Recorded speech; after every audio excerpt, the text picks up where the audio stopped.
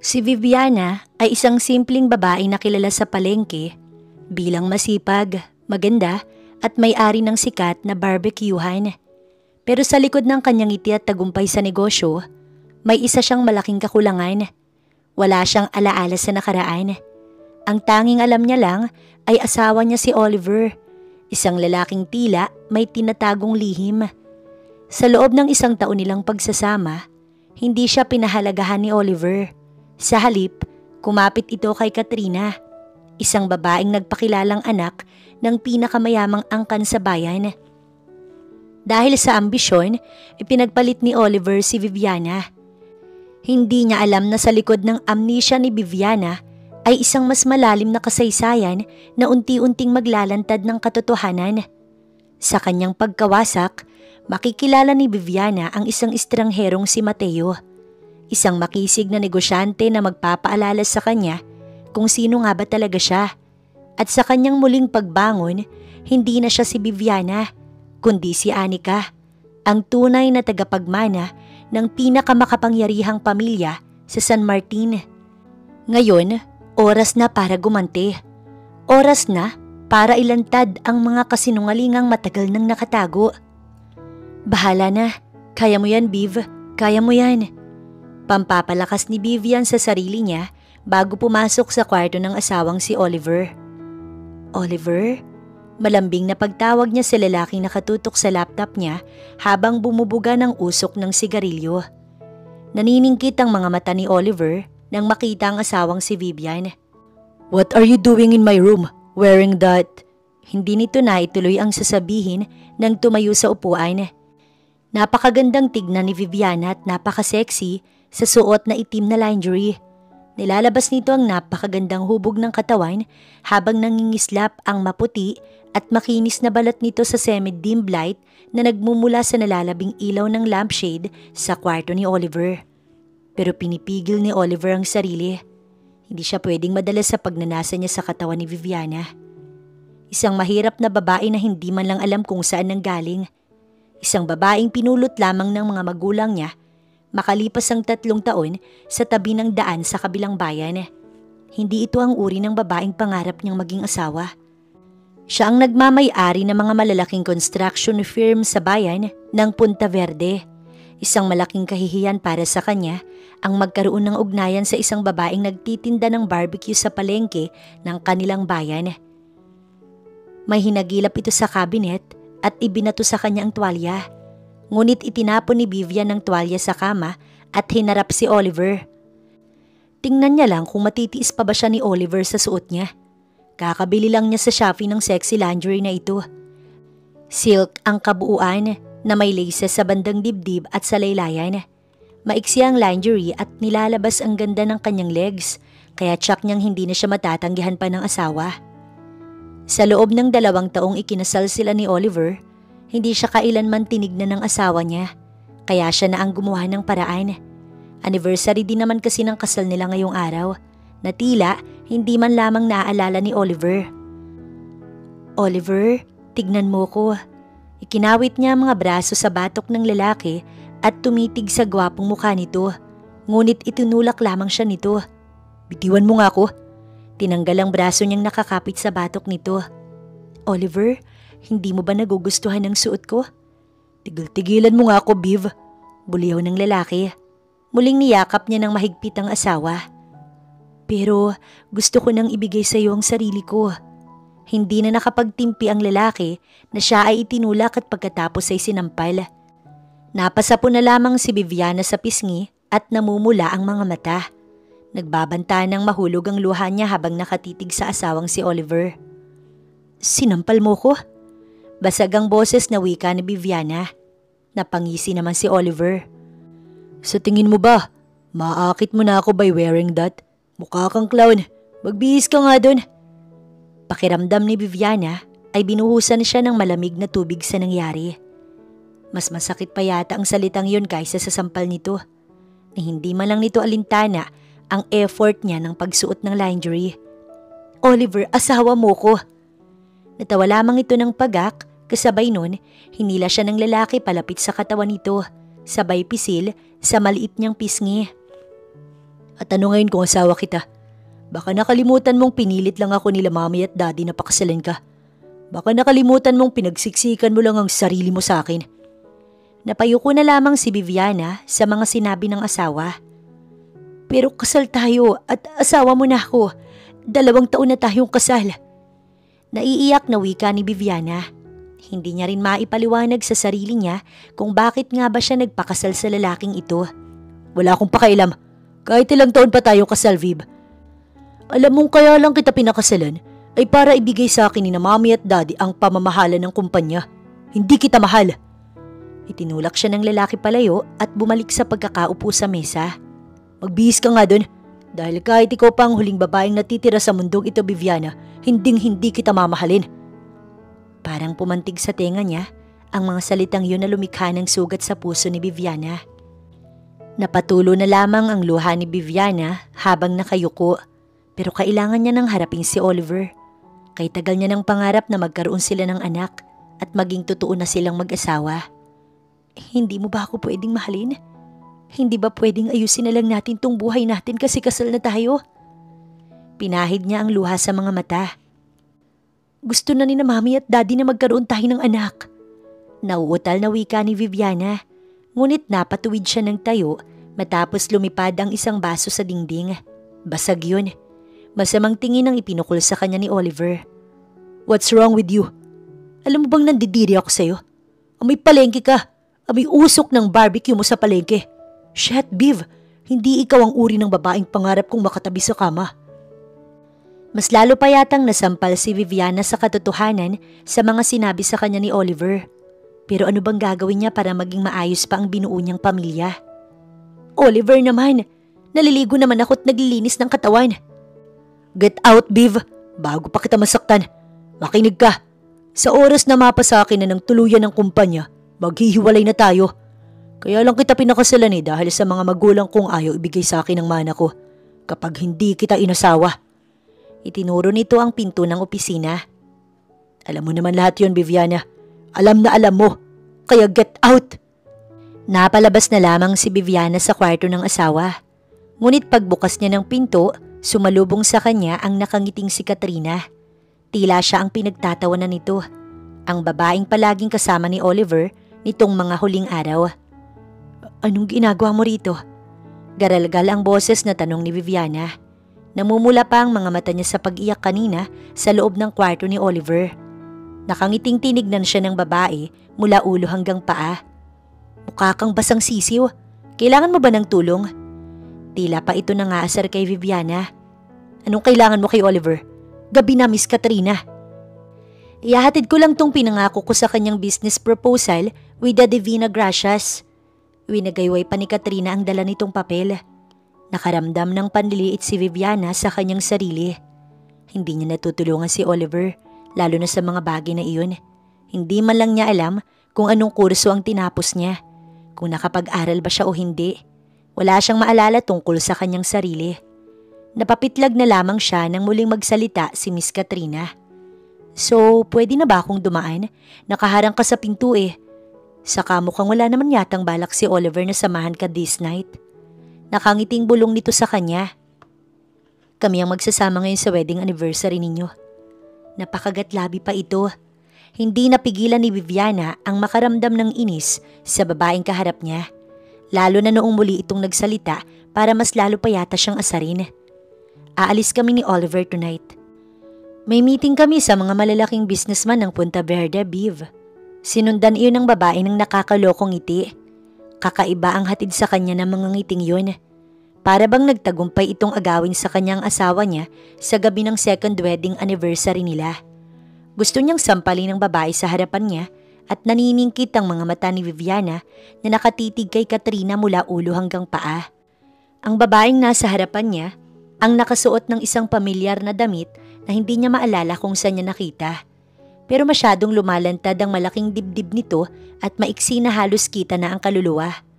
Isang Chanel na coat ang nakapatong sa suot nitong tank top na mula din sa expensive brand ng Dior. Samantalang ang suot na palda ay mula sa expensive brand ng Gucci. May suot din itong itim na stockings na mula sa Chanel brand. Walang alam si Viviana sa pagsusuot ng mga mamahaling damit dahil sa huling 3 taon ng buhay niya, hindi man lang siya nakasuot ng ganitong uri ng damit. Pero may alam siya sa fashion designing na hindi niya alam kung bakit at sa tingin niya ay na-mix and match yata ang suot ng babae sa harap niya. Makapalang makeup ng mukha nito. Para itong clown sa perya, habang ang labi nito ay animo pag-aari ng kaluluto lamang na pusit, pulang-pula. Excuse me, naririnig mo ba ako? Tila natatawa lamang si Viviana sa sarili. Bakit ba siya nakaramdam ng selo sa ganitong uri ng babae? Para itong babaeng nakawala mula sa kasa? Nakaisip ng kalokohan si Viviana habang nakapamiwang sa harapan ni Katrina. Saan mo ba nabili ang damit mo? Sa ukay ba yan? Napasinghap si Katrina sa sinabi ni Viviana at halata ang inis nito sa muka. Mula sa expensive branded clothes ang suot ko. Kaya how dare you para sabihin mula sa ukay ang suot kong damit? Napatawa na lamang si Viviana. Nagtagumpay siyang inisin nito. Akala ko kasi mula sa ukay. Maraming branded clothes doon. Na mix and match kaya yata. Mukha kang expensive branded woman na naglalakad. Napaka-rare kasi ng taste of passion mo para pagsamahin ang lahat ng brand ng damit sa isang kasuotan. Kaya akala ko galing sa ukay. Mali ba ako? Naniningkit ang mga mata ni Katrina sa inis sa kanya. Napatili na lamang ito nang biglang bumagsak sa sahig kaya napakunot noo si Viviana. Oli! Gosh! Oli! Natataranta namang lumabas ng kwarto si Oliver nang marinig ang nakakaringding hiyaw ni Katrina. Gulat na gulat ito nang makita ang babaeng nakahandusay. Itinulak niya ako, Oli. Ang sakit ng tuhod ko. Hindi ako makatayo. Namilog ang mga mata ni Viviana. May sayad ba ang babaeng ito? Gigil na gigil si Oliver na kinaladkad siya papuntang sala. Ngunit kaagad naman siya nitong binitiwan nang makita ang inang si Glenda na nakaupo doon. Mami, nandito ka pala. Anong nangyayari sa inyong dalawa? Pinamulagatan nito ng mga mata si Oliver. Oli, masakit ang tuhod ko. OA na hiyaw ni Katrina na sumusunod sa kanila. Sa inis ng asawa niya sa kanya, hindi pala nito naitayo si Katrina. Iniwan na lamang nito si Katrina na nagmamadali ring tumayo. Hindi na napigilan ni Viviana ang sariling matawa. Akala ko ba hindi ka makatayo?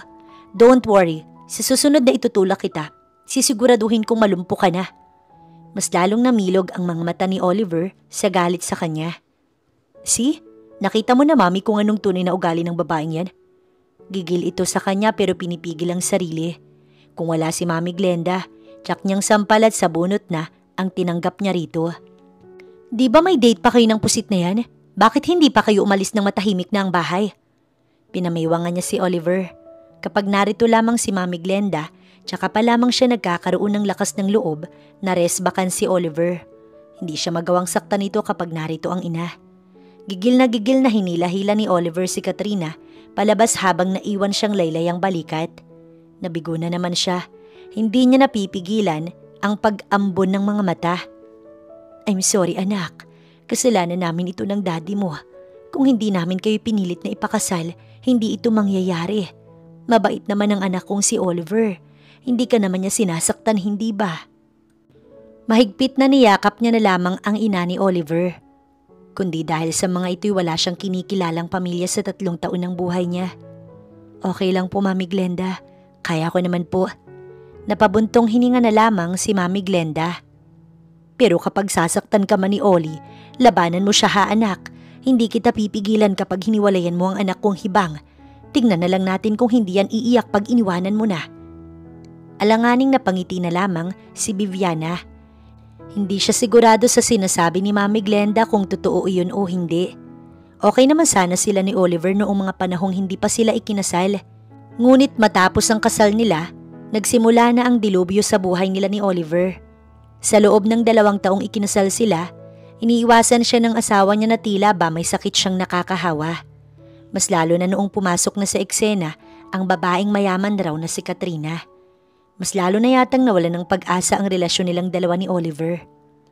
Oh, barbecue kayo dyan. Masarap na barbecue. Suki, pili na. Ano bang gusto mo? Manok o baboy? Pag-iistima ni Viviana sa mga customer niya sa palengke.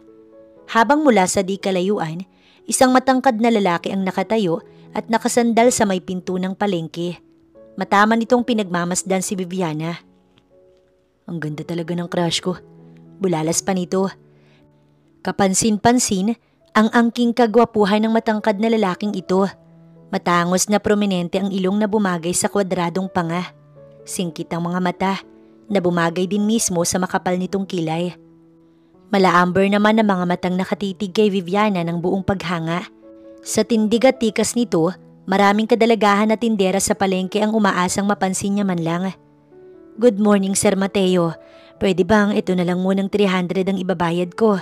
Matumalang benta ngayon eh. Bukas na lang ang kulang. Pakiusap sa kanya ng may edad na tendera ng gulay. Sige po, Aling Belen. Bukas ang 200. Basta sigurado yan ah. Bulalas nitong nakangiti, sabay lista sa maliit na notebook na listahan ng mga utang ng mga tao sa palengke. Ang gwapong tisoy na may mahabang kulot na buhok na nagmamay-ari ng maliit na lending sa palengke ay walang iba kundi si Mateo Samontifu, isang binatang half Pilipino at half Chinese na nagpapautang sa mga tao sa palengke. Good morning, Viv. Nakangiting lumapit ito kay Viviana. Uy, ang aga mo naman, Mateo. Sandali ha. Kumuha ng pera sa kaha at iniabot kay Mateo. Kaya ikaw lang talaga ang crush ko. Maganda na, nagbabayad pa ng maaga. Nagpalipad hangin pa ito ng halik kay Viviana. Inirapan lamang ito ng dalaga. Sabay senyas ditong umalis na. Grabe naman ito. Gusto pa nga kitang titigan para mas lalong gumanda ang araw ko eh. Sir Mateo, wag ka nang umasa kay Viviana. May asawa na yan. Singit ng alalay ni Viviana sa barbecuehan na si Inday. Kaya nga Inday, magpakasaya na lamang akong titigan si Viviana mula sa di kalayuan. Kung akong magiging asawa niyan, gagawin ko siyang reyna sa buhay ko.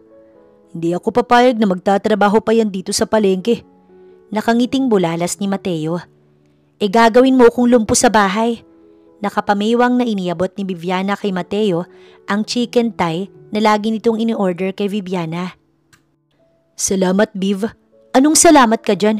Sapakin kita, may bayad yan, no? Napatawa na lamang si Mateo na iniabot kay Viviana ang bayad. Pasimple niya pang hinawakan ang mga kamay nito na kaagad naman itong hinila sabay panlakihan siya ng mata. Kung si Viviana ang maging asawa niya, hindi na ito mahihirapan pa sa pagtitinda dito sa palengke. Mamahalin niya ito ng buong buo at hindi na kailangan pa nitong maghirap kagaya ng mga tao dito sa palengke. Pero hindi na pwede yun kasi nga ay may asawa na ito. Ang sarap nitong agawin mula sa asawang si Oliver na kilalang mayaman. Malungkot na napangiti na lamang si Mateo na nagpaalam na sa dalaga. Kailangan niya pang maningil. Ang haba-haba pa ng listahan ng mga taong kailangan niyang singilin sa araw na ito. Napangiti si Viviana nang makitang malapit na palang maubos ang barbecue niya. Inday, ikaw na magligpit dito ah. Papaubos na yan eh. Dalhan ko lang ng tanghalian si Oliver. Sige, Viv. Iaabot ko na lamang sa iyo ang mga benta natin mamaya. Pagsang-ayon ni Inday na napapailing na lamang. Ang swerte ni Oliver na naging asawa ang kagaya ni Viviana na sobrang bait at maalalahanin. Idagdag pang sobrang ganda nito kahit lagi nakasuot ng loose t-shirt at maong na pantalon. Kung titingnan ay kutis mayaman si Viviana. Habang si Oliver, walang pakialam sa asawa niya. Alam na alam nilang mga tindera ng palengke ang tungkol sa buhay ni Viviana at Oliver. Si Viviana ang gusto ng mag-asawa ng mapangasawa si Oliver dahil sa nakikita nila ang kabutihan ng dalaga. Ito na ang lagi nilang kasama noong nasa kabilang bayan pa sila. Ito rin ang nag-aalaga kay Glenda noong nagkasakit ito. Ang mga magulang ni Oliver ay nagmamay-ari ng mga stool sa palengke. Nayumaman matapos iwanan sa kanila ang kayamanan ng matandang amo ng mga ito. Galing sa palengke, dumiretso na si Viviana sa kumpanya ni Oliver na isa sa mga malalaking construction firm sa Punta Verde. Kilala na siya ng guard at mga tauhan dito sa loob ng kumpanya. Kaya kahit simpleng maong na pantalon at loose t-shirt ang suot niya na pinarisan niya lang ng rubber shoes, pinatuloy na siya kaagad. Bumati sa kanya ang mga naroon bilang pagrespeto ng asawa ng kanilang boss. Ngunit pagdating niya sa opisina ni Oliver, nagalit ito nang siya ay makita. Anong ginagawa mo rito? Inilapag niya ang baon na dala sa mesa ni Oliver. Hinatiran lang kita ng pagkain. Sa susunod, ipaabot mo na lamang sa receptionist. Hindi mo na kailangan na pumasok pa rito sa loob ng opisina ko. Gusto mo ba ng maiinom? Ikukuha kita para makakain na tayo. Mas lalong naningkit ang mga mata ni Oliver. Hindi ka ba nakakaintindi? I want you to leave my office right now. May mga kliyente akong parating. Ang pamilya ni Katrina. Pinakamayamang pamilya sa Punta Verde. Natigilan si Viviana. Nakaramdam na naman siya ng panliliit sa mga tingin ni Oliver sa kanya. Hindi siya manhid para hindi ito maintindihan. Nakakadiri ang amoy mo, galing ka sa palengke. Look at yourself at the mirror. Kung karapat-dapat ka bang tumayo sa tabi ko bilang asawa ko? You are so useless. Sigaw pa nitong itinuro ang pinto. Aalis ako. Hindi mo na ako kailangang ipagtabuyan at laitin. Nakayukong wika ni Viviana na diretsyong lumabas ng opisina ni Oliver. Kung hindi lang sana sa napakalaking utang na loob niya sa mga magulang ni Oliver, hindi sana aabot sa ganito katagal ang relasyon nilang dalawa. Nagsisimula na siyang makaramdam ng pagre-rebelde kay Oliver sa mga pinagagagawa nito sa kanya. Oops, sorry. Halos mauntog ang ulo ni Viviana kay Katrina. Wala kasing kakurba-kurba ang katawan nito, kaya akala niya naglalakad na pader ang bumangga sa kanya. Anong masamang hangin na naman ang nagdala sa babaeng ito dito sa opisina ni Oliver? Inayos niya ang ngiting ipinaskil sa labi sabay harap kay Katrina. Kailangan niya itong pakisamahan dahil gusto niyang makipag-partner si Oliver sa kumpanya ng mga magulang nito. Sorry din Miss Katrina, akala ko kasi paderang nabangga ko eh. Hindi niya talaga kaya makipagplastikan dito. What? Maarting bulalas ng babae na may dalang take-out lunch. Kaya alam niyang sa opisina ito ni Oliver pupunta. Kumain na ang asawa ko. Dinalahan ko siya ng baon. Hindi ko makain ng unhealthy foods ang asawa ko mula sa restaurant. Pangaasar niya kay Katrina. Alam mo bang darating ang daddy ko ngayon dito mismo sa kumpanya ni Oliver? Kapag e-eksena ka, ay baka mawala pa ang investment ni Oliver. Ayaw ni dad ng amoy palengke na gaya mo. Grabe na ang babaeng ito sa pagtapak sa pagkatao niya. Kung hindi lang dahil sa investment ng pamilya nito, baka kinaladkad niya na ito palabas ng kumpanya ni Oliver. Kaya bago pa dumating si daddy, lumabas ka na ng kumpanyang to. Baka ipakaladkad ka pa ni Oliver palabas. Hindi naman ganun katapang si Viviana. Nagtatapang-tapangan lamang siya sa harapan ni Katrina. Kapag tatagal pa siya, baka bibigay na siya sa panlalait nito sa kanya. Baka masabunutan niya ang buhok ng pusit na to dahil sa inis niya rito. Halos ipamudmud na nito ang sarili kay Oliver. Halatang may gusto ito sa asawa niya. Kalma, Viv. Kastigo niya sa sarili. Huminga siya ng malalim at matamis nang nginitian si Katrina. Kaya nga heto na lalabas na. Kaya pwede bang wag kang haharang-harang sa daraanan ko? Sandali pa silang nagkasukatan ng tingin bago pa ito tumabi sa daraanan niya. Masakit man kay Viviana, ayaw niyang maging dahilan para mawala ng investor si Oliver. Malakas din ang kutob niya na may namamagitan na kina Oliver at Katrina. Viviana! Viv! Napatigil na lamang siya sa paglalakad nang makita si Mateo na palabas ng building. Hindi niya alam kung anong ginagawa ni Mateo dito sa company ni Oliver. Ikaw pala, anong ginagawa mo rito? May inutos sa akin sina mama at papa, ikaw. Balik tanong naman ito sa kanya habang sinasabayan siya sa paghakbang. Pinuntahan ko lang si Oliver. Sumama ang pakiramdam niya nang maalala ang sinabi ni Oliver sa kanya. Uwi ka na ba? Ihahatid na kita. Wala sa sariling umangkas si Viviana sa motorsiklo ni Mateo na palayo na sa kumpanya ni Oliver. Sa mga sumunod na araw, nagtataka na si Viviana sa ikinikilos ni Oliver. Palagi na itong ginagabi sa pag-uwi na hindi niya na ito nagawang makasabay sa hapunan. Ang tanging alam niya lang ay ito na ang namamahala sa negosyo ng pamilya. Binigay na ng mag-asawang Glenda at Henry ang kumpanya rito. Nakuha niya na pala ang gusto. Siguro wala na akong halaga pa sa kanya. Napakagatlabi na lamang si Viviana para pigilan ang pagtulo ng mga luha. Nasa palengke pa siya at hindi siya pwedeng iiyak sa harapan ng kanyang mga paninda. Kahit paano, hindi nahawa ang negative vibes sa negosyo niya. Maaga pa lang ay paubos na ang barbecue yung tinda niya. Nang bigla na lamang dumating si Mateo na tuwang-tuwa. Viv, may dala akong good news sa'yo. Sandali nga Mateo, para ka namang linta. Tinanggal niya ang mga kamay nitong nakapalupot sa katawan niya.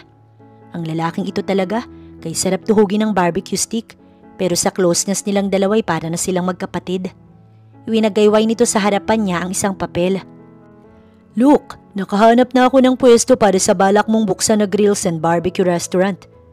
Napatili na lamang si Viviana sa tuwa, sabay yakap sa binatang kaharap. Sa tuwa niya, nakalimot siya at hinalikan nito sa pisngi. Tsaka pa lamang siya natigilan nang pumalakpak sa kanila si Inday. Uy, bagay talaga kayo, Viviana. Hindi ko sinasadya. Namumula ang pisngi niyang bumitaw kay Mateo na kailawak pa ng ngiti. Tila ito nanalo sa loto. Hoy sira, hindi ko sinasadya yun. Pagpupukaw niya sa natutulog na atensyon ni Mateo. Ang arte mo naman, para ka namang berehan na may asawa ka na. Bulalas ng lalaki. Mas lalong pinamulahan ng pisngi si Viviana na kumuha ng walis para ihampas kay Mateo. Berhen pa naman talaga siya at tigang. Sa 2 taon ng married life niya, hindi man lang siya nadiligan ni Oliver, kahit halik lang sana sa pisngi. Hirap naman si Mateo na sa lagi ng paghampas ni Viviana sa kanya ng walis. Hoy, wag naman sa mukha, Viv. Masisira ang gwapo kong muka. Hoy lalaki, 2 taon na akong tigang at hindi ginagalaw ni Oliver. Sa edad kong to, berhen pa ako. Walang iya. Hindi niya na natapos ang sasabihin nang tinakpan ni Mateo ang bibig niya ng bibig nito. Namilog ang mga mata niyang nakatitig sa singkit na mga mata ni Mateo. Ninakaw nito ang first kiss niya na sana para sa asawa niya. Napakalakas ng pagpintig ng puso ni Viviana habang nakatitig sa mga mata ni Mateo. Ang gwapo talaga ng hayop na ito. Pakiramdam niya, nangihina ang tuhod niya habang nakatingala kay Mateo. Tapos na ang halik nito, nakulangan pa yata siya. Hoy babae, tumigil ka. Saway niya sa kanyang sarili. Anong nangyari sa inyong dalawa? Bakit parang naistatwa kayo dyan? Tanong ni Inday na hindi pala nakita ang halikan nilang dalawa dahil busy ito sa paglilinis ng mga lutuan nila. Salamat naman at baka mas lalo siyang mapahiya. Wala naman. Viv, tara na. Puntahan na natin ang pwesto na sinabi ko para makita mo. Paglilihis ni Mateo sa usapan, okay na rin yun para mawala ang napaka-weirdo at atmosfera nilang dalawa. Ngayon lang siya nakaramdam ng ganito sa isang lalaki. Kailanman, hindi niya nadama kay Oliver ang ganito. Yung kakaibang kilig sa loob habang napakalakas ng kabog ng iyong puso. Siguro kasi kahit kailan, hindi man lamang siya hinalikan ni Oliver. Maganda ang pwesto pagdating nila doon. Nasa harapan pa ito mismo ng isang malaking clothing factory, kaya paniguradong maganda ang kita niya kapag nagbubukas siya doon ng grills and barbecue. Don't worry. Pahiramin kita ng kapital para pandagdag mo sa pera mo. Para may pambayad ka sa mga tauhan mo. 10% interest. Nakangiting wika ni Mateo. Napapailing na lamang siyang nakatitig sa binata.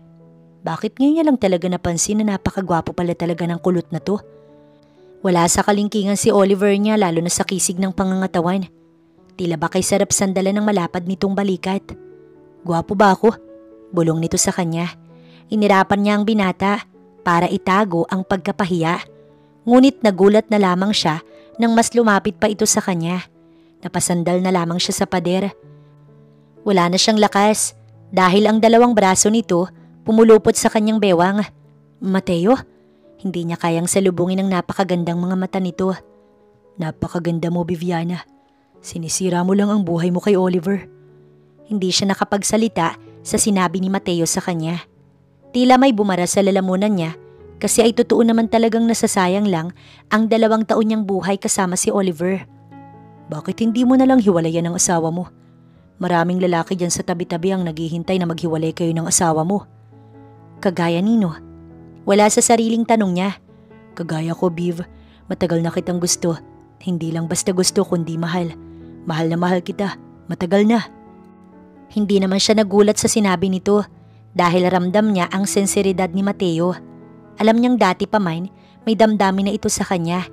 Binaliwala niya lang dahil may asawa na nga siya. Malungkot siyang napangiti. Binata ka, Mateo. Ano na lang ang sasabihin ng lahat kung papatol ka sa isang second hand na babaeng kagaya ko? Alam niya rin sa sariling anytime, hihiwalayin na siya ng asawang si Oliver. Namilog ang mga mata niya nang muling sakupin ni Mateo ang kanyang mga labi. Gulat na gulat siya sa ginawa nito. Marahas ang halik na yun at mapangangkin. Ang matamis at malambot na labi ni Mateo ay tinutudyo ang mga labi niyang tumugon. Isa siyang malaking hibang kung itatanggi niyang hindi siya nadadala sa mga halik na yun. Napapikit na lamang siyang kumapit sa batok ni Mateo. Sinusuklian ng bawat matamis na paggalaw ng mga labi nito. Nataranta na lamang si Viviana nang magsimula ng maglikot ang mga kamay ni Mateo sa katawan niya.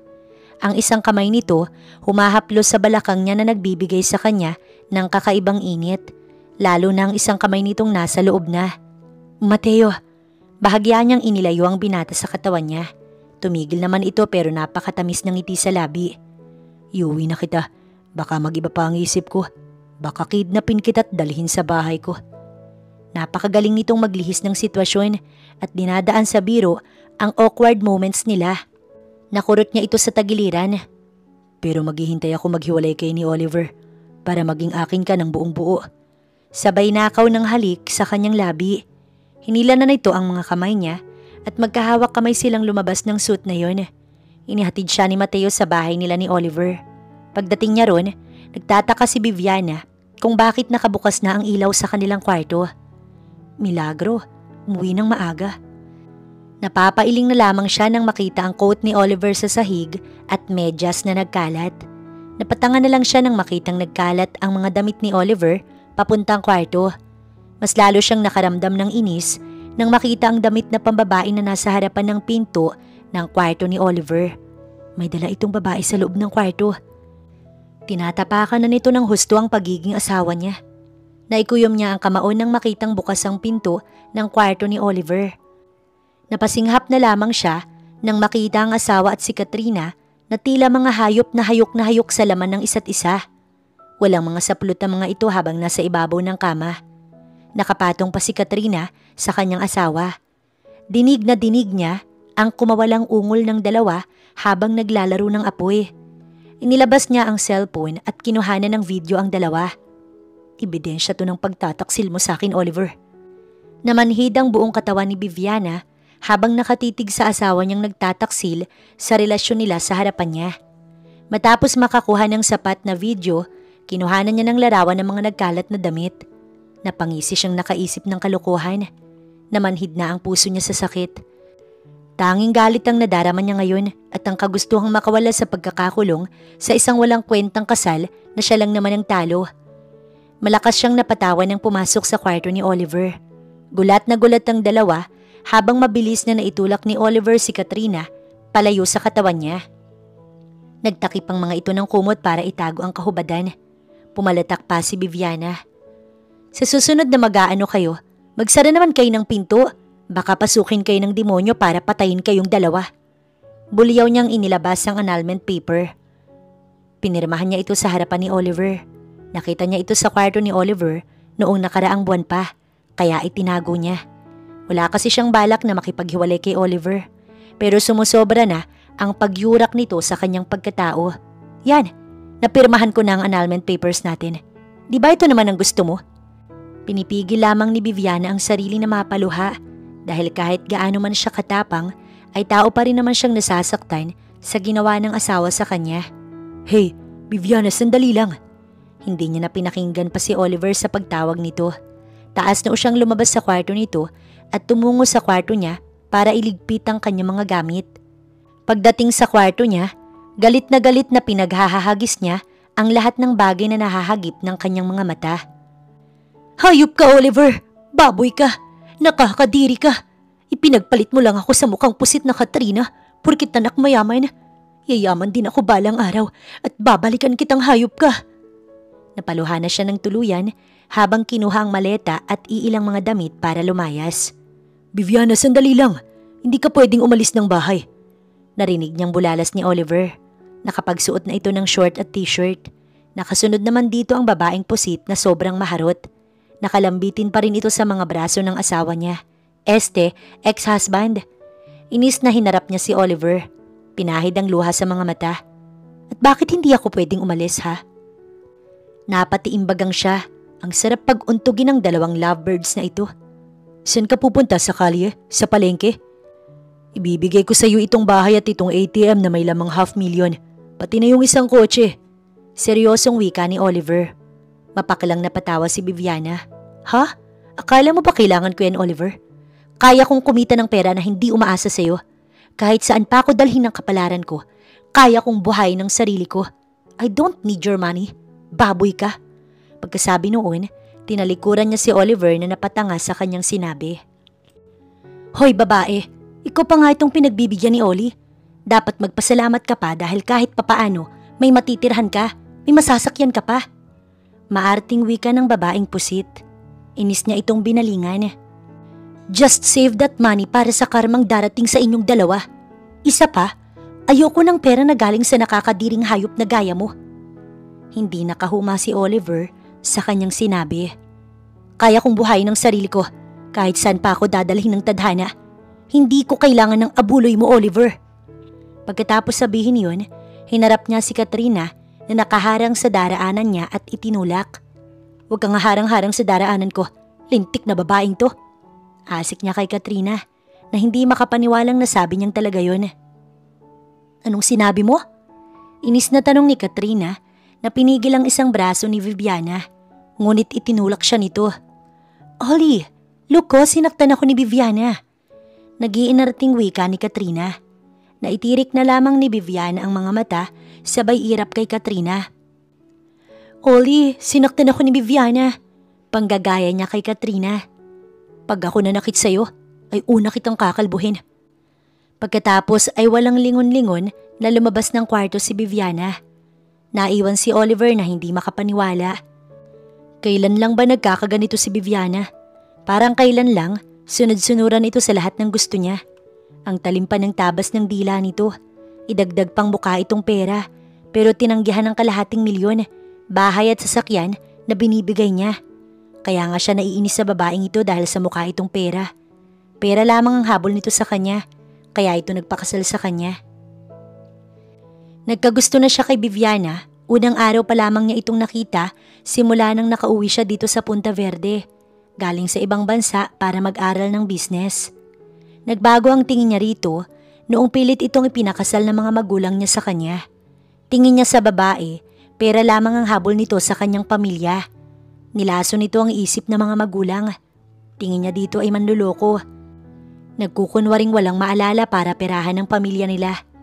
Lalo na noong nagtitinda na ito ng barbecue sa palengke dahil hindi nakatiis na hindi niya binibigyan ng pera. Ito ang pumalit ng pwesto ng kanyang inang si Glenda sa barbecuehan sa palengke. Kaya mas lalo lamang nainis si Oliver na wala ang damdamin niya rito at pumalit ang galit. Tignan natin kung hanggang saan ang tigas mo, Viviana. Babalik ka rin sa pamilya ko. Sa oras na yan, wag kang magmamakaawa sa akin. Wala sa sariling naglalakad sa mahabang kalye, palabas ng kinaroroonan niyang subdivision, si Viviana. Hindi niya na napigil ang luhang naglandas sa mga mata. Hindi masakit ang puso niya ngayon, pero nagpupuyos ang kanyang kalooban. Ang dating nararamdamang panliliit sa sarili ay mas lalo pang sumidhi sa ginawa ni Oliver sa kanya. May araw din kayo sa akin. Mabuti na lamang may extra pang empty room sa boarding house na tinitirhan ni Inday sa palengke. Doon na lamang muna tumira si Viviana. Kailangan niya magtipid para sa kanyang bubuksang grills and barbecue restaurant na nasa harapan ng isang clothing factory. Alam na alam ng alalay niyang si Inday ang tungkol sa relasyon nilang dalawa ni Oliver. Isa ito sa mga taong magiging masaya sa paghihiwalay nila ng kanyang asawa. Gabi na pero hindi pa rin siya makatulog, kaya napabangon siya sa higaan. Niyaya niya si Inday na maghanap sila ng bahay inuman. Iinom ka? Sigurado ka? Gulat na tanong ng kanyang alalay. Ngayon lang, Day. Gusto kong maranasan kung paanong malasing. Napangiti naman ng bongga si Inday. Basta, libre mo ko ha. Wala akong pera eh. Siyempre, gusto kong i-celebrate ang paghihiwalay namin ng tuluyan ni Oliver. Gusto kong maging masaya. Ako ang pinakamasaya sa paghihiwalay namin. Napatitig si Inday sa amo / kaibigan niya. Masaya raw pero parang maiiyak ka na eh. Day, gusto mo bang sakali na talaga kita? Kanina ka pa dyan ha? Napatawa na lamang si Inday na niyakap ang kaibigang malungkot. Dadalhin kita sa isang magandang lugar, Biv. Maraming afam doon kaya tsak na magiging masaya doon. Maghahanap tayo ng afam. Sa unang pagkakataon, nag-ayos si Viviana ng sarili. Isang blue dress ang suot niyang above the knee na pinarisan niya ng high heels. Hakab iyon sa katawan niya Kaya nilalabas noon ang perpektong korte ng katawan niya. Malapad ang balakang, maliit na baywang at mayayamang dibdib. Mas lalo pang dumagdag sa kagandahan niya ang kulay ng balat niyang maputi at napakakinis. Naglagay na rin siya ng konting make-up at nagpahid ng lipstick. Halos hindi niya makilala ang sarili sa malaking salamin. Namilog ang mga mata ni Inday nang makita ang kaibigan. Para itong nakakita ng Diyosa ng kagandahan. Unang pagkakataong lumabas si Viviana sa kanyang pantalon at loose t-shirt. Hindi niya inaasahang bagay na bagay pala sa kanya ang ganitong pormahan. Marami na ang nainom ni Viviana. Habang si Inday namumroblema sa kanyang amo. Tipsy na itong gumagalaw sa dance floor. Kinakabahan siya sa mga mata ng mga lalaking kanina pa nakapako sa kaibigan niyang nagmistulang Diyosa ng kagandahan sa gabing ito. Hindi niya natuloy alam ang gagawin para pigilin ito sa pag-inom. Kaya tinawagan niya na lamang si Oliver. Kapag nag-pass out ito, hindi niya kayang buhatin ng amo. Hindi niya rin naman alam ang numero ni Mateo kaya si Oliver na lamang ang kanyang tinawagan. Ngunit paglingon niya sa mesa nila, wala na roon si Viviana. "Hey handsome, bakit ka nandito?" Nakangiting wika ni Viviana sa lalaking kaharap. Hindi siya sigurado kung dala ng kalasingan niya. Pero si Mateo ang nakikita niyang pinaresan niya sa dance floor. "Lasing ka na." Masuyong wika ni Mateo na hinapit ang katawan niya palapit sa katawan niya para hindi masagi ng lalaki nasa likuran nitong umiindak rin sa pagsasayaw. "Sinusundan mo ba ako, Mateo?" Napangiti na lamang ang binata. "Yes, kanina pa sa pag-alis mo ng bahay ng asawa mo." Napatawa ito ng malutong. Lasing na nga talaga. Pero nakakapagtakang tila, musika iyon sa pandinig ni Mateo. "Hindi ko na siya asawa, ex na. Kasi pinirmahan ko na ang annulment namin na matagal niya nang inihanda." Pagkwento nitong mukhang ang saya-saya. "Really? Naghiwalay na kayo?" Mas lalo yatang sumaya ang gabi ni Mateo sa nalaman. Simula noong nakilala niya si Viviana bilang tendera sa palengke ng barbecue, nagustuhan na niya ang babae. Kahit pa noong nalaman niyang may asawa na ito. Yes, kaya nga nag-celebrate ako. Sa wakas nakalabas na rin ako sa kulungan na yun. "Mateo, di ba sinabi mong hihintayin mo ko?" Namumungay ang mga mata ni Viviana habang nakatingala sa matangkad na lalaki na kayakap sa katawan niya. Sandali namang natigilan si Mateo sa sinabi niya. "Bakit? Tatanggapin mo na ba ako?" Tanong niya sa babaeng kay tagal niya nang naging pangarap. "Gusto ko muna magsaya sa buhay na malaya, Mateo.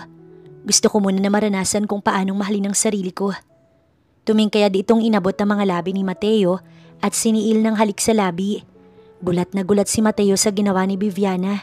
Subalit noong narinig niyang umungol ito at pabulong na sinasambit ang pangalan niya, mabilis na tinugon niya ang mapupusok na labi ni Viviana.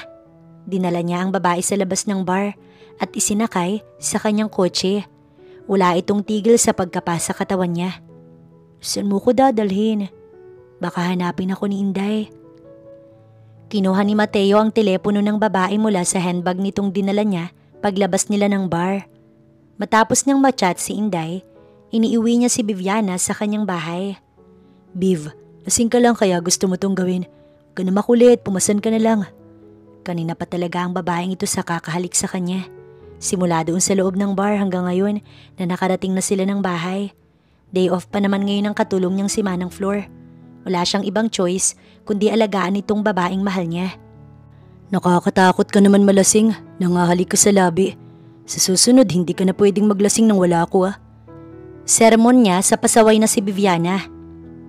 "Pangit ba ako, Mateo, ha? Pati ba ikaw ayaw mo na rin sa akin? Napakapangit ko ba? Bakit lahat na lang kayo ayaw sa akin? Ayaw ako ni Oliver. Ayaw mo rin sa akin." Naiiyak na wika na lasing na si Viviana. Napapailing na lamang si Mateo nang hinila siya ng babae palapit sa katawan nito. Nalantad na ang hinaharap nito sa suot na damit na bahagyang nalukot dahil sa kakagalaw nito. "Viv, kung alam mo lang kung gaano kita kamahal." Hindi na talaga nakaalis pa si Mateo sa tabi ng babae. Nakayakap kasi ito sa kanya at ayaw siyang pakawalan. Hanggang sa nakatulog na lamang itong nakayakap ng mahigpit sa kanya. Buong magdamag niya na lang na tiniis ang sakit ng puso niya. Hindi niya magawa-gawang galawin si Viviana na wala sa katinuan dahil sa kalasingan. Hindi kakayanin ng konsensya niya ang ganoong bagay. Nagising na lamang si Mateo sa madaling araw na may nakapatong sa katawan niya habang hinahalikan ang kanyang mga labi. Si Viviana. "Viv, anong ginagawa mo?" Napapikit na lamang siya nang pinasadahan ng halik ni Viviana ang leeg niya, pababa sa malapad niyang dibdib. "Take me please." Nakapikit na wika ni Viviana sa kanya. "Alam mo ba itong ginagawa mo ha?" Paos na wika ni Mateo. Tuluyan ang nagising ang kanyang pagkalalaki sa ginagawa ng babae. "Yes, Mateo. Hindi ako lasing. Alam na alam ko ang ginagawa ko. Alam ko ring hindi ka kagaya ni Oliver." Pagkasabi noon ni Viviana, tuluyan ang nadarang si Mateo. Sino ba siya para tatanggi pa sa babaeng kay tagal niya nang nagustuhan at tinatanaw mula sa malayo? Kinabukasan, masakit ang katawan ni Viviana, ngunit hindi niya pinagsisihan na binigay niya ang sarili kay Mateo. Kanina niya pa pinagmasdan ng gwapong binata na natutulog sa tabi niya at nakayakap sa katawan niya. Matagal na rin naman niyang gusto si Mateo, kaso nga lang ay may asawa siya na si Oliver. Nagsusumikap siya na maging mabuting asawa kay Oliver.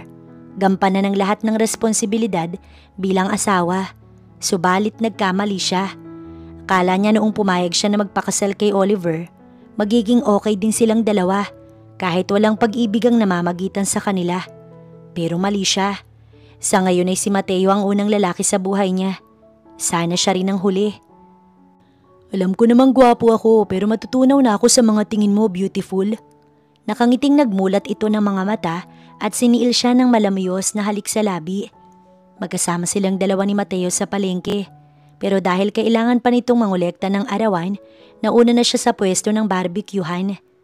Gulat na gulat siya nang maabutan doon si Oliver na nakaupo sa kanyang upuan. "Where have you been?" Bulyaw nito sa kanya na kaagad na tumayo nang siya ay makita. Hindi niya alam kung anong drama ni Oliver, pero mukha itong nag-aalala. "Tinawagan ako ni Inday kagabi dahil lasing na lasing ka na raw. Pagdating ko doon ay nawawala ka. Hinahanap ka namin." At mga hawakan pa siya ni Oliver nang mabilis na umiwas si Viviana. "Pwede ba, Oliver? Baka nakalimutan mong naghiwalay na tayo. Nasa palengke ka. Baka mamaya mangamoy palengke ka. Paano na lang ang mga investors mo?" Mabilis na naghugas siya ng kamay at masamang tiningnan si Oliver na ngayon ay nakatitig pa rin sa kanya. "Kailan ka natutong magsuot ng ganyan?" Napakunot noon na lamang si Viviana na sinuri ang sarili. Wala siyang damit na maisusuot kanina dahil nasa bahay siya ni Mateo. Pero binilhan siya ng binata ng isang tank top na pinarisan ng leggings at pinatungan ng cardigan hanggang legs niya. Pero kahit nakapatong ang cardigan ay halata pa rin ang makurbang katawan ni Viviana. Matagal na, hindi mo lang napansin. Hindi alam ni Oliver kung ano ba itong ginagawa niya. Halos hindi siya makatulog kagabi sa kakaisip kung nasaan nagpunta si Viviana. Lalo na nung pinakita sa kanya ni Inday ang larawan ng ex-wife niya doon sa bar. Kinuhanan kasi ito ng larawan ni Inday. Baka hindi siya maniwalang lasing na si Viviana. Sobrang ganda ni Viviana kagabi. Kahit ngayon, pero nakakapanibago ang pakikitungo sa kanya ni Viviana. Malamig pero hindi niya ito masisisi. Dahil sa lahat ng kabalbalan na ginawa niya sa loob ng pagsasama nila. Habang mula sa di kalayuan, nanggigigil si Katrina habang nakatanaw kay Oliver na nakikipag-usap kay Viviana. Inis na inis siya sa ginagawa ni Oliver. "Chang, bilisan mo na nga yung inutos ko sa'yo.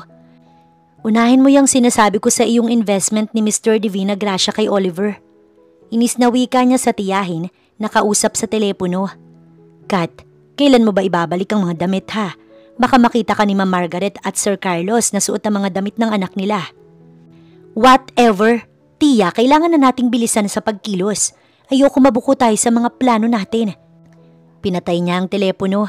Kinuha niya kasi ang mga gamit ng anak ni Carlos at Margaret Divina Gracia matapos itong maaksidente. Sayang ang mga branded clothes na yun. Nagigigil na nakatitig siya kay Oliver na umalis na sa palengke. "Hindi ka magiging masaya habang ako'y naghihirap, Anika. Kailangan mong manatili bilang Viviana na tindera ng barbecue sa palengke para habang buhay kang umiikot sa mga kamay ko. Ano ka, sinuswerte?"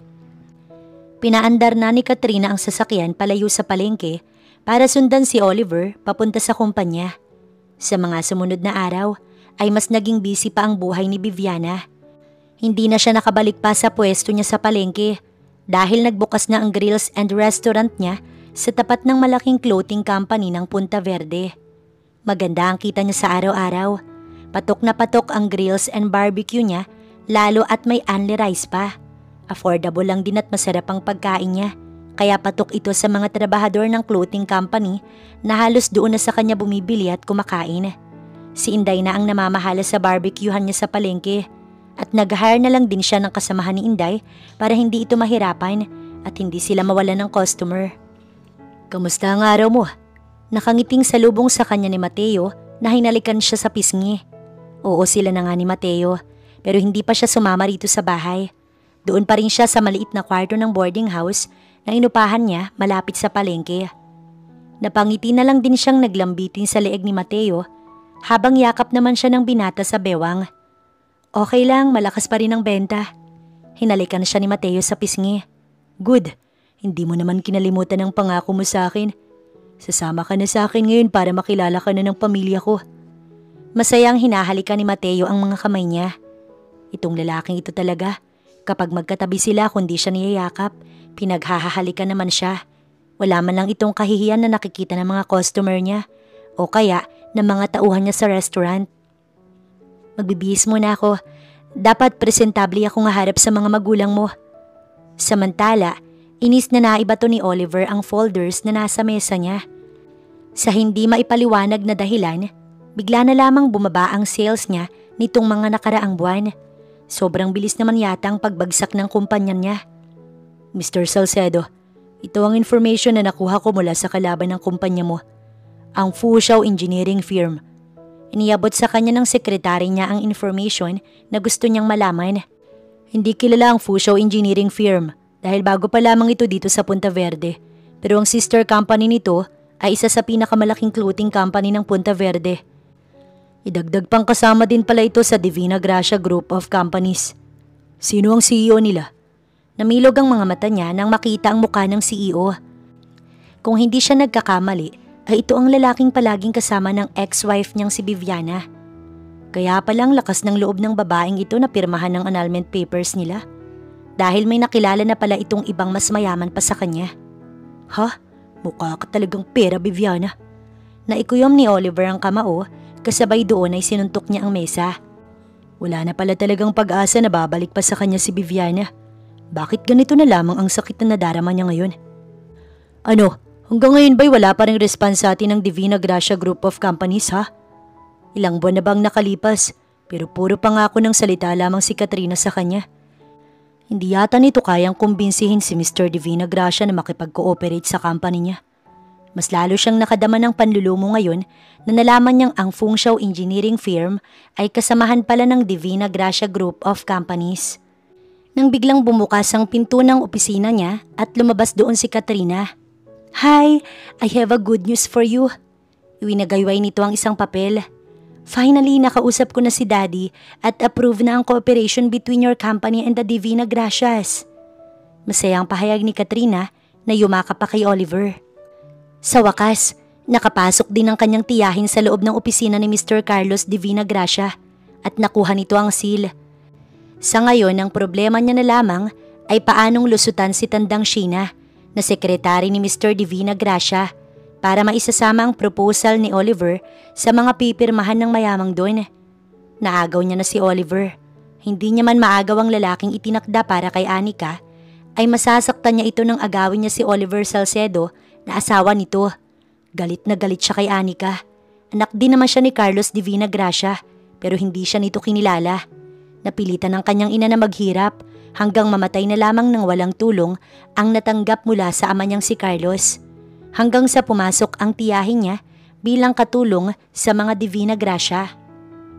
Kaya nararapat lamang na magdusa si Anika sa ilalim ng mga kamay niya. Kapag nakapasok na si Oliver sa Divina Gracia, tsaka niya gagawa ng paraan kung paanong pabagsakin ang kumpanya ng lalaking nagtakwil sa kanilang dalawa ng kanyang ina. Dahan-dahan niyang papahirapan si Anika hanggang sa masiyahan siya sa paghihiganti na gagawin niya sa buong pamilya ng Divina Gracia. Habang si Viviana, napakalakas ng kabog ng puso habang papasok sa napakalawak na bakuran ng kasintahang si Mateo. Napakalaki ng pamamahay ng mga magulang ni Mateo at napakayaman pala nito. Umamin na ito sa kanya na napakarami nitong business. Mateo, kinakabahan ako. Anyang tumigil sa paglalakad. Relax, kilala ka na nila mommy at daddy. Iilang family friends lang din naman ang narito kaya okay lang yan. Halos masilaw siya sa liwanag ng bulwagan sa malaking bahay pagpasok niya. Nakatutok sa kanilang dalawa ni Mateo ang nakakasilaw na liwanag. Nararamdaman niya ang paghawak ni Mateo sa mga kamay niya, kaya alam niyang safe siya. Hindi niya kailanman nadarama ang ganito noon kasama si Oliver. Viv, meet my parents. Mom, Dad, siya si Viviana ang sinasabi ko sa inyo. Nakangiting wika ni Mateo sa mga magulang na natigilan. Siya ang sinasabi mong babae? Tinanguan ni Mateo ang nagtatanong niyang ina. Hindi maigalaw ni Viviana ang mga paa nang mapadako ang mga mata niya sa isang ginang sa tabi ng ina ni Mateo na napaluha nang siya ay makita. Anika! Mas lalo siyang natigilan nang napatakbo ang isang may edad na lalaki palapit din sa kanya. Mahigpit na niyakap siya ng mag-asawa. Sumakit ng husto ang kanyang dibdib, pati na rin ang kanyang ulo. May mga larawan sa kanyang isipan ang nakikita ni Viviana. Mommy? Daddy? Bulalas niya.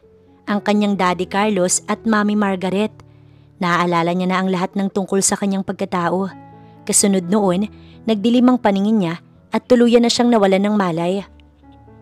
Sa mga sumunod na araw, nagbago na ang lahat. Si Viviana ay nag-iisa palang anak ng mga Divina Gracia.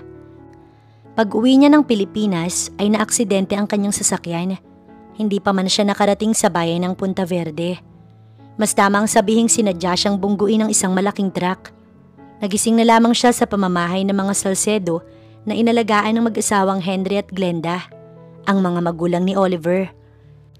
3 taon siyang nawala at walang maalala, hanggang sa dinala siya ng mga magulang ni Oliver dito sa Punta Verde matapos ipakasal sa kanilang anak. Sa utos ng tadhana, pinagtagpo ang landas nila ni Mateo sa palengke ng Punta Verde. Low profile lamang ang pamilyang Fu sa kanilang bayan, pero napakaraming negosyo na pinagmamay-ari ng mga ito. Mga construction firm, pati ang malaking clothing company na nasa harap ng grills and barbecue niya ay pag-aari din pala ng pamilya ni na Mateo. Isang low profile CEO ang kanyang kasintahang si Mateo. Nakakatawang tayo palang tinadhana, no? Malambing na wika ni Mateo habang yakap siya at nasa loob pa sila ng sasakyan. Oo, may mga tao man na pilit tayong pinaglalayo. Ginawa pa rin ng Diyos ng paraan para muli tayo magkita kahit sa palengke. Nakatawang bulalas niya at sinalubong ang malamyos na halik ni Mateo sa kanyang labi. Tara na, hinatak na ni Mateo ang mga kamay niya pababa ng sasakyan. Ngayon siya ipapakilala ng mga magulang niya. Naudlot iyon ng 3 taon dahil hindi siya dumating sa araw na inaasahan ng kanyang mga magulang. Tama nga pala ang hinala ko. Kaya mo ko hinawalayan dahil nakakita ka ng bagong lalaking kakapitan. Sabay silang napalingon ni Mateo nang makita si Oliver. Nasa tabi nito ang babaeng mukhang pusit na nakangisi nang siya ay makita. Anong ginagawa mo rito? Nakataas na kilay na tanong ni Anika o Viviana. Itatanong mo pa ba? Siyempre narito ko dahil kasosyo ko sa negosyo si Mr. Carlos Divina Gracia. Siyempre naimbitahan ako. Pagmamalaki pa ni Carlos. Nagkatinginan silang dalawa ni Mateo. Kasama niya ang ina at ama na gumawa ng invitation pero hindi niya naalalang kasama doon si Oliver Salcedo. Hayaan mo na, wag mo na lang silang pansinin. Kibit balikat na hinila niya palayo si Mateo para pumasok na sa hotel. Habang hindi naman mapalagay si Katrina. Paanong nakarating ang dalawang ito sa party ng kanyang ama? Hindi pwedeng makita ni Carlos si Anika. Mas lalo siyang kinabahan sa ngayon. Baka kung nagbalik na ang alaala ni Anika. Nagmamadaling nagpaalam si Katrina kay Oliver. Tumungo siya sa labi ng hotel para tawagan ang pinsan niyang si Inday. Hoy babae, pinapainom mo pa ba ng gamot niyang si Anika? Nanlalambot na mga tuhod niyang napaupo sa upuang naroon. Hindi na raw kinaya pa ni Inday ang mga pinagagawa niya. Nakukonsensya na ito sa kabutihan ni Viviana o Anika. Kaya mga 6 na buwan nang hindi nito binibigyan ng gamot si Inday. Isang gamot para manatili ang kanyang amnesia, para hindi niya maalala ang pagkatao. Lukarit ka talaga, Inday. Sana hindi pa nakakaalala si Anika. Si Inday ang inutusan niyang bantayan si Anika, pero pinagtaksilan siya ng pinsan na anak ng tiya niyang si Melba. Gagawa siya ng paraan para mailayo si Anika sa lugar na ito. Kung hindi niya ito napatay noon, gagawin niya ngayon. Nanginginig na ikinalma ni Katrina ang sarili. Hindi niya inaasahan na magtataksil sa kanya si Inday. Nagmamadaling bumalik siya sa bulwagan, ngunit namataan niya ang mag-asawang Divina Gracia, kaya nagmamadali niyang nilapitan ang mga ito. Tita, tito, napalingon ang mga ito. Oh, mabutit narito ka na, Katrina. Inakbayan siya ng ginang habang nakatitig sa kanila si Oliver na masaya sa di kalayuan. Iha, isupervise mo ang mga bisita ha. Naroon na ang tiya Melba mo, tulungan mo siya. Mas lalo siyang kinabahan nang makita si Oliver na nagmamadaling lumapit sa kanila. Hi baby. Kaagad na hinila niya palayo si Oliver kay Margaret Divina Gracia. Don't worry, okay na ang investment mo. Aaprubahan yun ni Daddy. Trust me, okay? Sa ngayon, kailangan na muna nating umalis dito. Kailangan niya munang ilayo si Oliver bago pa man niya isagawa ang kanyang mga plano. Sandali. Hindi mo ba ako ipakikilala kay Mommy at Daddy mo? Mas lalong namutla si Katrina. Shit! Lihim na napamura na lang siya. Hindi niya inaasahang darating ang oras na ito. Hindi pa sana ito ang oras para magkaharap-harap silang lahat. Samantala, napapangiti na lamang si Anika na nakatitig sa dalawa na pinaiikot-ikot niya sa kanyang mga palad. Siguradong pinagpapawisan na ngayon sa puwet ang babaeng pusit dahil mabubuko na ito sa lahat ng kalokohan. Nakahanda na ang lahat ng sorpresa niya sa babaeng pusit na nangarap na pabagsakin siya at ang buo niyang pamilya. Isang anay na tinulungan ng mga magulang niya pero nais pang agawin sa kanya ang lahat. Handa ka na ba? Bulong ni Mateo habang hinapit siya palapit sa katawan nito. Noong nakaraang araw pa, nangangati na nga ang kamay ko para sampalin at sabunutan ng babaeng pusit na yan. Natawa na lamang ng pagak si Mateo. Kahit noong una niya pang nakita si Viviana, na hindi niya pa kilalang ito pala ang fiancé niyang si Anika, ay nahulog na ang loob niya sa babae. Ang katapangan nito at ang kagandahang nakakaakit. Idagdag pa ang kabutihan ng loob nito kaya hindi niya mapigilang mahulog dito. Nakahanda na siyang tanggihan ng engagement niya sa anak ng mga Divina Gracia. Pero sa mapagbirong pag-ikot ng gulong ng buhay, ito pala ang nawawalang si Anika. Tara na, tinatawag ka na ng daddy mo. Everyone, meet our only daughter na nawala sa amin ng 3 taon. Pahayag ng kanyang amang si Carlos. Kitang-kita niya sa kinatatayuan ang takot na mukha ni Katrina. Wala itong kaalam-alam na ipakikilala pala siya ngayon ng kanyang ama. Ang inaakala nito ay isang business gatherings lamang ang mangyayari ngayon. Baby, tinatawag ka na ng daddy mo. It's my girlfriend. Anak ni Sir Carlos ang girlfriend ko.